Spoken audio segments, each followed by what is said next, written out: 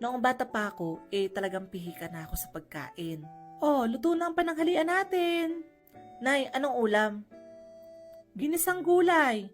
Ano ba yan? Hindi naman ako kumakain yan. Huwag ka nga maarte dyan. Alam mo bang madaming nagugutom ngayon? Pasalamat ka pa nga at may nakakain ka pa.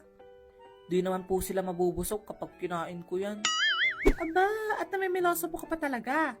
Pagsabihan mo yung anak mo, at pag ako hindi nakapagpigil, yan ang igigis ako. Hoy, kumain ka na dyan. Kaya ang pet-pet mo na eh.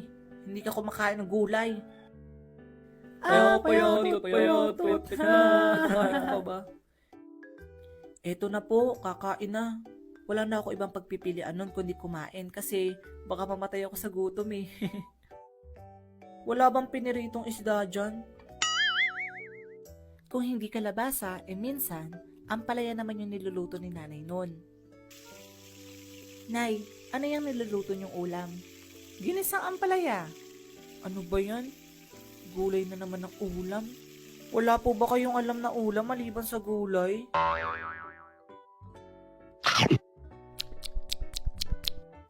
Pinaglihi naman yata sa sama ng loob tong ampalayang niluto nyo.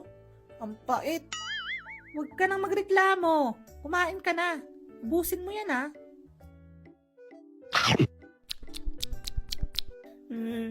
Ang pait talaga. A few inches later.